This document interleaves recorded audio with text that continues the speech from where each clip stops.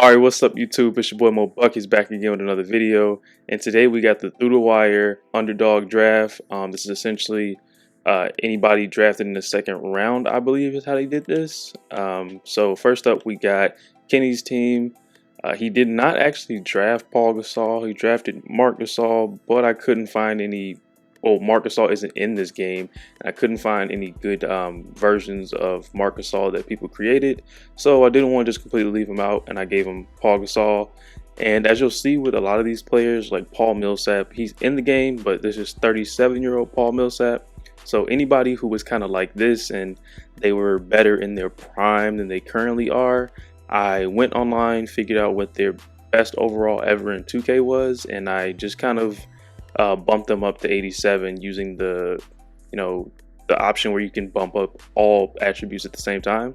So yeah, I stopped at 87. That's just kind of how I did that, because I didn't want, like Paul Millsap is like a 73 in this game. This wouldn't have been entertaining if Paul Millsap was a 73. So that's how I did this. So you got Paul Millsap, Goran Dragic, Danny Green, Jeremy Grant, Jordan Clarkson, Mitchell Robinson, Joe Harris, Robert Covington, Pat Bev, and then this is supposed to be Mo Williams, but Mo Williams is not in the game. I did not care about looking for Mo Williams. Honestly, I didn't think it was that big of a deal, so I gave him Daniel Gibson. Sue me, who cares? So then we go on to the next team. We got Pierre's New York Knicks. He has Draymond. Again, these are the prime version of everybody that I could find. We got Draymond, Chris Middleton, Carlos Boozer, Jalen Brunson, Fred VanVleet, Spencer Dinwiddie, Gary Trent Jr., Norman Powell, and Kyle Korver to round it out. And this is not supposed to be Drew Gooden. I don't remember who it was, but again, not somebody important enough to actually go and look for. So they got Drew Gooden, and then Wesley Matthews, and this is supposed to be Mehmet Okur. Could not find Mehmet Okur in this game. Was not that important to me. So they got another Jazz legend, quote unquote, Greg Ostertag. He won't play anyway, no one cares. All right, on to the next one. Lakers, we got Mike's Lakers, and Mike actually has a fairly decent team as far as 2K goes. He has Gilbert Arenas, Prime DeAndre Jordan, Christian Wood, Bogdanovich, Brogdon, Monte Ellis, Lance Stevenson, Jared Vanderbilt, Herb Jones, Jose Calderon, who has Furkan Korkmaz's face scan, Jay Crowder, and Ersan Ilyasova. That is it for Mike's team. And last but not least, we got D Mills, who lucked up and got Nikola Jokic. We got Isaiah Thomas, prime Isaiah Thomas, Michael Redd, Hassan Whiteside, Lou Will, Trevor Ariza, Dylan Brooks, Will Barton, Luis Scola, and Shaden Sharp will not play. And then we got Matt Barnes and PJ Tucker down here, but I don't think they get minutes. So that's the teams. Now that I ran through those very, very quickly, we can get into Simulate. So here we are at the All-Star break, or just right before the All-Star break, and Mike's Lakers are currently 1. D Mills, Portland Trailblazers are number 2, only a game behind, but they also haven't played the same amount of games, so you honestly could say they're about tied. And then out east, Kenny's Bulls have secured a playoff spot already at 52-7, and Pierre's Knicks are 3rd behind the Boston Celtics. Actually, I didn't think Kenny's team was actually that good. What did I miss? Yeah, Goran Dragic at your point with Paul Gasol at your center is getting you the best record in the league by far. All right, not what I was expecting. Now, I usually kind of give my guess as to who I think will win. Kind of heard it already. I think D Mills has the best team overall, but I guess we will see in the end. If D Mills does win today, that will be a 3-1 win in all of these drafts that I've done personally for D Mills. He currently has won 2, and I think Kenny has won 1 in very non-dramatic fashion. Like, it wasn't even close with the one that Kenny won, but D Mills has won 2. The last one was a very, very good one. If you have not seen it, be sure to go watch that one. I will put the card in right here if you want to go and watch that after you're done with this one. Again, a very, very entertaining one. Went down to the wire in a game 7. You don't want to miss that one, so be sure to go check that one out after this one. So then we can go and check and see who made the All-Star team. Okay, Gilbert's here. Paul Gasol better be here if he led his team to 52 wins at the All-Star break. Got Draymond off the bench, and let's see, DeAndre Jordan made it. And that Jokic, of course. But other than that, that looks like that's it. The season wraps up. I'm not acknowledging this because if you've seen the rest of my videos, I said I'm done acknowledging this because it never ever changes no matter what you do, no matter what era it is. This guy is going to win MVP. So we're going to skip past that. Jaden Ivey, Rookie of the Year. Ben Simmons, Sixth Man in Brooklyn. Draymond wins DPOY. All right, Prime Draymond and Alfred Sengun, MIP. And Kenny's Bulls, Billy Donovan gets Coach of the Year. Let's go ahead and see if any of their guys made the All-NBA teams. We got Jokic here. No surprise. We got Gilbert Arenas, second team. Not a surprise either. Draymond is here as well. And then third team, we have Paul Gasol of the Bulls. All right, so I think everybody has a guy on All-NBA. Don't really care. Not caring to look all that much. We're going to simulate this play-in and get this out the way. No one cares. None of these teams should be in the play-in. Mike's Lakers have the #1 seed out west. Kenny's Bulls have the #1 seed out east. Pierre dropped all the way down to the 5th seed, and D Mills is at the 2 seed. So that means that instead of a conference finals matchup like we usually get, because Pierre's team slipped to the 5th seed, they will have to go against Kenny if they make it out this round against Philly, because they're the least favorite team. If they make it out this round against Philly, then they'll be matching up in the semifinals, which we have not gotten just yet. Actually, no, I think they're in the one that Kenny won. I think they some guys just didn't make the playoffs. I think so. I can't remember correctly, but go back and watch it. Who knows? Maybe I'm wrong. So let's go ahead and usually I simulate these and I'm just like, okay, these teams should get out of the first round because they're usually 1 and 2 seeds. But because Pierre's not favored in his series, I'm going to go game by game. He wins the first one, wins the second one. I'm not even looking at the other teams. D Mills is 1-1. That's not good. Pierre takes a 2-1 lead, 2-2 with Philly. D Mills is down 2-1 to a 7 seed. This is not good at all. Simulate the game. All right, Philly is up 3-2. That's not good. D Mills ties it up, and Mike's team moves on. How do I want to play this? I guess I have to simcast this, right?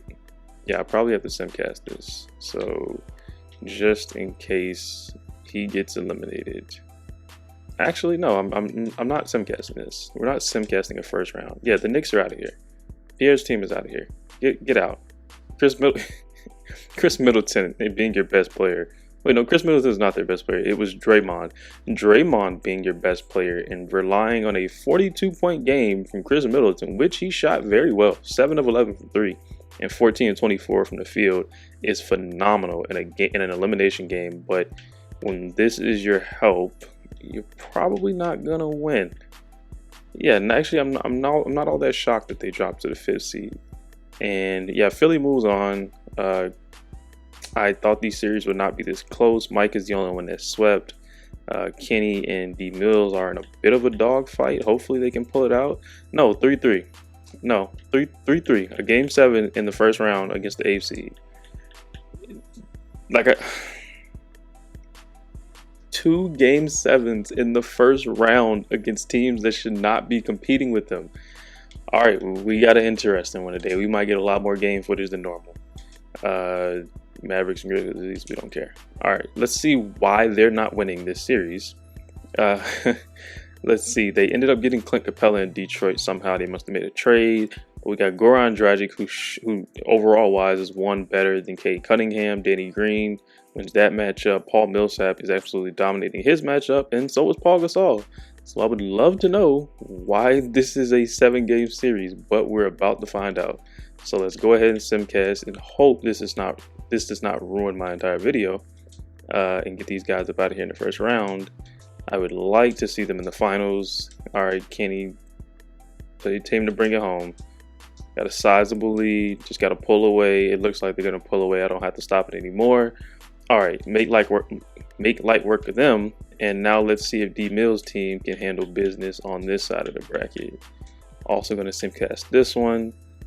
I'm actually rooting for D Mills to win the third one.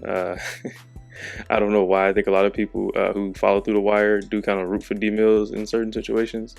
And it looks like they should have this one 4-point game. They made it a little close at the end, but no match for them. They make it out of there in 7. All right, Pierre's gone, and everybody else is in a new series. Let's take this game. No, absolutely not. Let's finish this. No, no, no, no, no, no, no. What just happened? What just happened? D Mills is down 3-0 to the Memphis Grizzlies. I thought it was still some games to be played in the first round, but I guess it wasn't. D Mills is down 3-0. That happened way too fast, and Kenny is down 2-1. Oh boy! All right, how do we do this? How do we do this? I really don't feel like if he loses, he loses, right? Yeah, he's out of there. He's gone. He's out of there. I really there was no point. He's down 3-0. If it was a 7-game series, if it went to game 7, I would have done it, but it wasn't. Kenny is down 3-1. This might be the worst that all of them have done as a collective so far in this simulation. And I'm just going to sim the game again. And Kenny is out.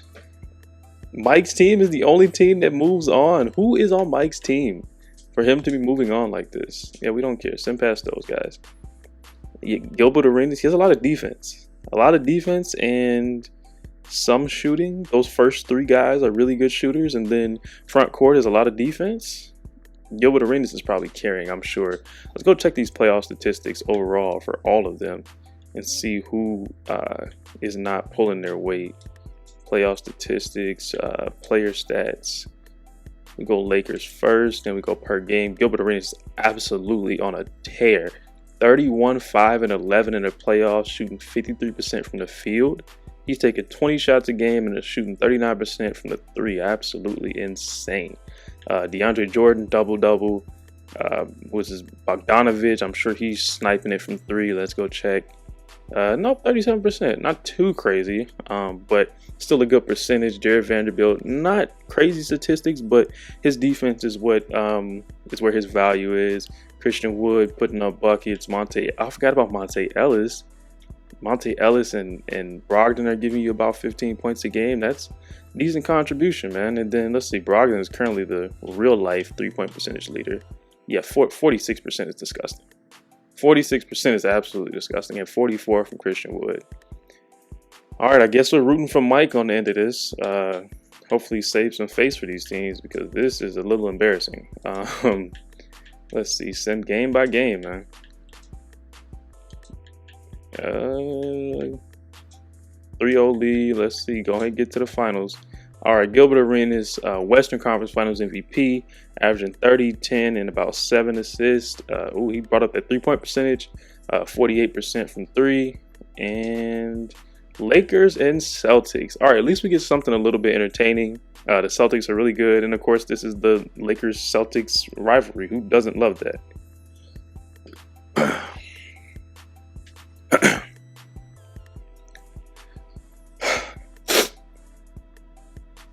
But before we get into that, I do actually, I said I wanted to come out here and look at stats, and I only looked at the Lakers stats. I do want to look at the rest of the team stats because I want to know what happened. Jokic almost averaged a triple-double in the playoffs. Don't know how he got bounced. Michael Redd. Maybe Isaiah Thomas is a huge letdown. I'm not going to lie to you. The percentage is good. Shooting percentage is good, but 16 points is not what I was expecting. I expected them to have 3 20-point per game scorers and Michael Redd, Jokic, and Isaiah Thomas because this is an 89 overall IT. He is the starting point guard. I'm not sure why he's only averaging 16 points a game. But then on top of that, the rest of these guys are shooting sub 50%. Scola's shooting 42%. Dylan Brooks 40%. Like these are not good shooting splits for a lot of these guys. That is unfortunate. No wonder they did not make it that far. And yeah, that's probably it. They probably didn't have a lot of. That's what this team was lacking: defense. Defense who gets actual minutes. I'm sure Isaiah Thomas is getting blown past.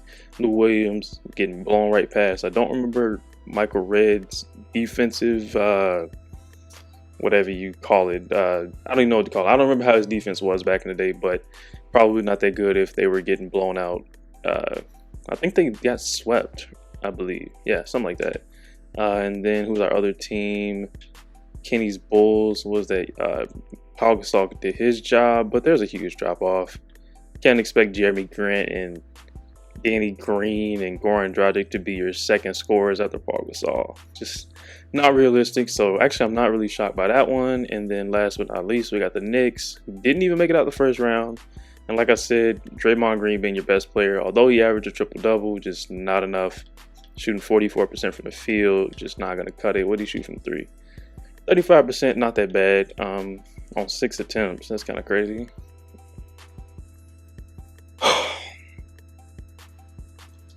But enough with that. Let's get on back into the finals matchup between the Lakers and the Celtics. Hopefully this is a good one because I do want some game footage. At least one game where I can jump in. Hopefully the Celtics can push them to a game 7, 2-1 in favor of the Celtics, 2-2. They might give me what I'm looking for, 3-2.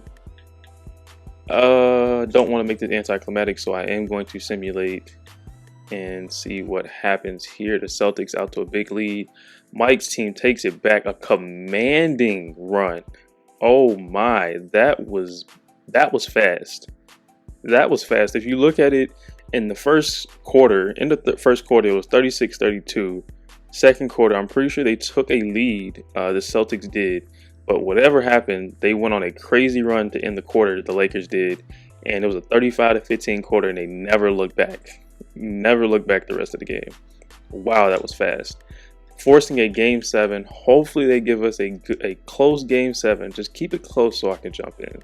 That's all I ask. Just keep it close so that I can jump into this one. All right, here we go. Keeping it close like I asked. Very close, actually.